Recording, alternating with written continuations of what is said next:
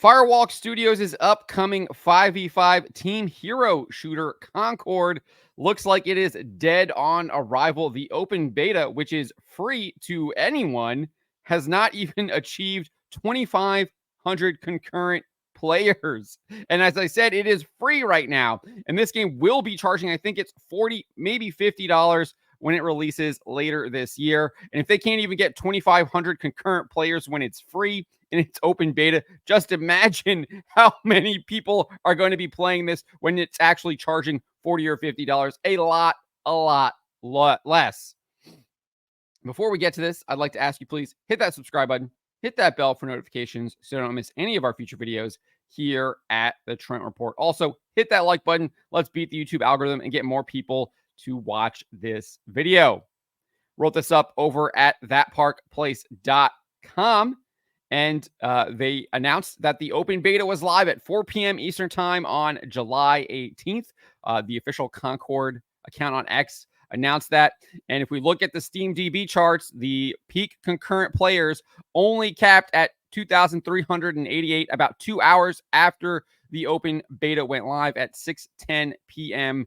Eastern time. You can see that right here. Let's actually go over here and look at what it looks like now this morning. You can see that peak is still accurate, 2388 at around 6:10 p.m. Eastern time. And you can see it nosedived very quickly after that into the middle of the night here in the United States and on the East Coast and on the West Coast, Central Time, etc. And it never reached the peaks that it was. We're looking at the highest peak it got to was around 1,600 after that. And you can see 24-hour peak, 1,666. So this is free. It is an open beta, and no one is playing this game. Absolutely dead on arrival. And who could have predicted this? The people that saw the trailer and made it clear that the game was absolutely terrible. And just to kind of hit home how absolutely awful this is, this was the numbers from the early access beta, which ran through last weekend. It only hit a peak of 1,124. So they just barely doubled the peak from the early access beta. That's absolutely terrible. Absolutely terrible.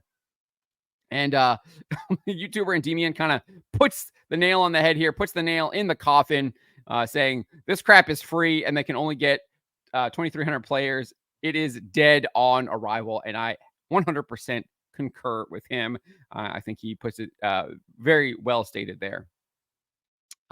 So as I said, it's not a surprise that it's not doing well. I mean, people were sharing their negative opinions about this game from the very get-go, specifically the fact that it would feature a bunch of pronoun nonsense indicating it would be pushing transgender ideology. And then it had a bunch of absolutely just ugly DEI designed characters.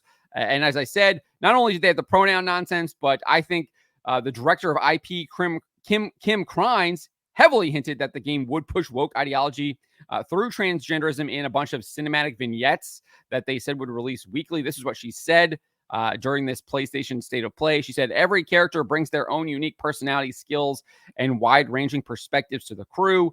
Every week when you log into Concord, you'll be welcomed with a new cinematic vignette that will give you a chance to see our characters off the job. They will feature ongoing narrative arcs that grow the characters' stories and relationships and unpack the broader Concord galaxy. So I think that is heavy implication that they will indeed be pushing a lot of woke agenda and woke ideology through these kind of vignettes that she's talking about. And specifically because they have a bunch of pronoun nonsense listed on all of their characters. They have the pronouns for the characters in the game, which means they are literally saying that they don't believe in that there's just men and women. I mean, just very sick people here working on this game.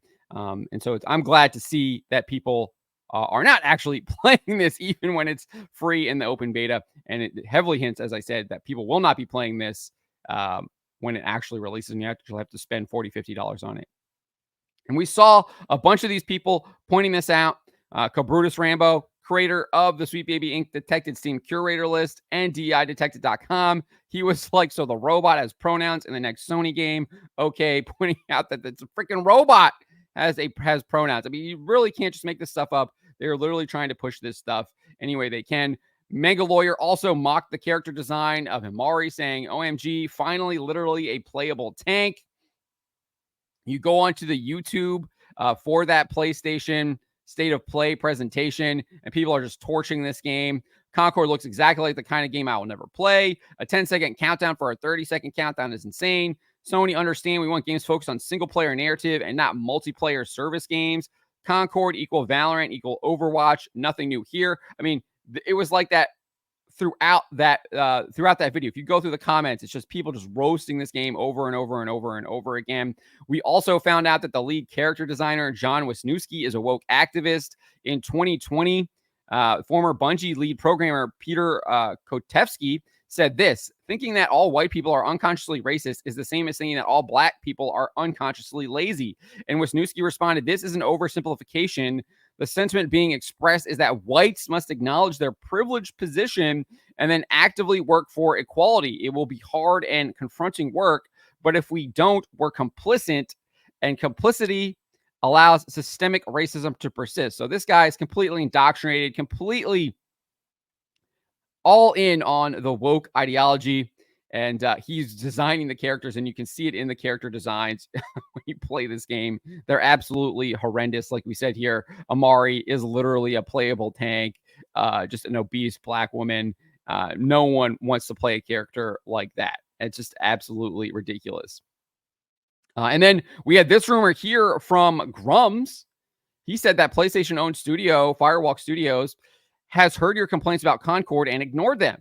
Sources tell me internal emails show the Concord team is shrugging off the criticism of their characters as white noise and dismissing it very much in their own bubble. Grums then pointing out, meanwhile, their trailer has over 44,000 dislikes, and their lead character designer bashes white folks and is rumored to be the one who pushed for the character lineup to be super woke. They are in for a rude surprise. And then he went on and concluded saying, meanwhile, Sony will be forcing PC players to register for PlayStation Network with this game and barring it from sale in 177 countries. Vote with your wallets. This rumor was seemingly confirmed in an interview that Kim Krines gave with VGC a little bit later. She says, yeah, that trailer, that moment is such a tiny slice of everything that we've been working on for years and years. We're excited for the game and for the IP and for the game to be in people's hands, the IP to be in people's minds.